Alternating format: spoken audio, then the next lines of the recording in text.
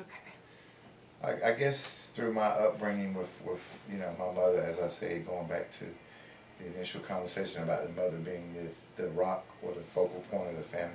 My mother was a very, very strong black woman who believed in the values of people, believed in the values of treating a person the way you want to be treated. Mm-hmm. So, you know, prejudice for me was not something that I was affected by in a lot of ways. I knew about prejudice. I knew it existed. It was always around me, but it never affected me personally because I was so confident in who I was as a person and in my blackness, if you will, Yeah. because my mother sort of instilled that in us that, you know, you are who you are and you're never going to change it.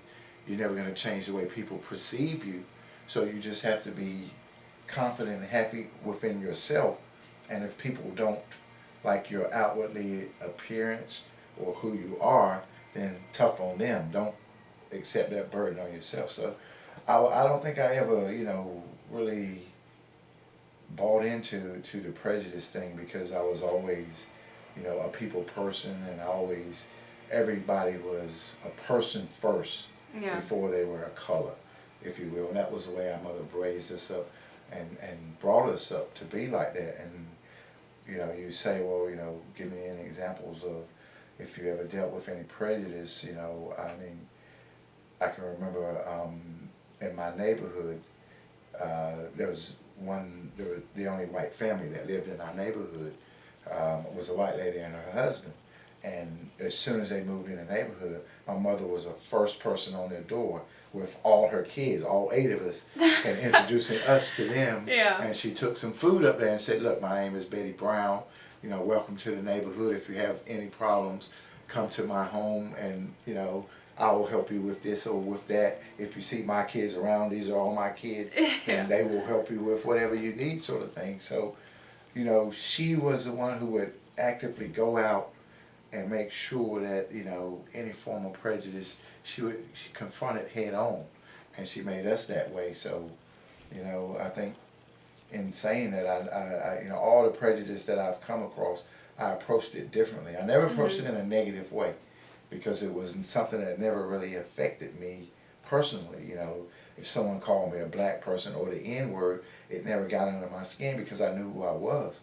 So, you know, those were things that, you know, just never really bothered me. I mean, I went to school at the University of Wyoming, which is way out west, where there's supposedly a lot of prejudice. Yeah. But you know, when you approach people with who you are, the type of person you are, then it breaks down a lot of barriers. When people don't know who you are or don't know very much about you, then it leads for them to make assumptions or guesstimate who you are, what you are, or to make an what do you call it, a stereotype, you know, sort of thing. So you know, I've always known about, as I said, the prejudice around. I've seen it around, but it's not been something that's ever affected me because of the way I was brought up to, one, address prejudice head on, two, accept everybody for who they are, Mm-hmm. you know, including, you know, the people around you, your close people who are around you, and don't limit yourself to not getting to know a person because of the color of their skin, and that's all that it is. I was taught at an early age that that's the difference in people is the color of their skin. Yeah. Everyone is the same, and through that sort of teaching, I was fortunate enough to to meet a lot of people, to experience a lot of different cultures, to you know to be able to bond and get along with a lot of different people, whereas other people may or would have had a problem had they not have had the type of upbringing that I. So then, yeah, so we talk about, your mom was so strong with you and your brothers and sisters. What about someone who maybe didn't have that? Do you see any outlets in the community that they could go to help with that? Or do you think that counseling would be something that would be helpful for them? I think having someone in the community or either counseling would be very beneficial because you need to have an understanding of prejudice. Yeah. And if you don't have an understanding, then you will always be subjected to prejudice, and it will always affect you in a negative way. So yes, I do think that there needs to be some form of outlet. I mean, even at our church, there was always the pastor who would talk to people about, prejudice as I was growing up, because in the 70s, let's face it, there was still a lot of prejudice Yeah. around.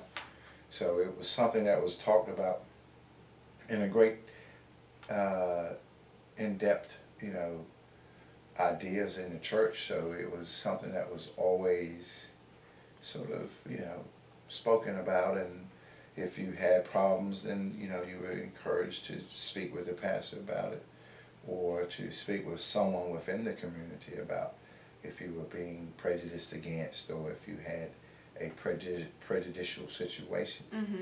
And, you were always, you could always rely on someone within the church to sort of communicate to. But I think anyone who is in a situation of being prejudiced against should seek out, some type of counseling, or should be able to have access to some type of outlet that would help them to understand, one, understand the prejudice, and two, maybe help them understand, who they are as a person. When, say, you were to come to counseling and I was your counselor, Right.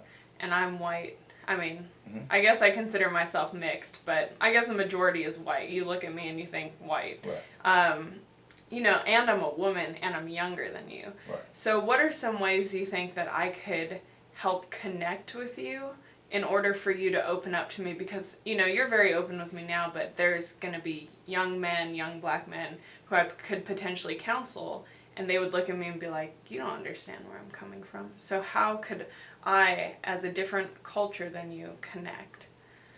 Probably with your understanding, first off, of the person's. It's A quick okay. break.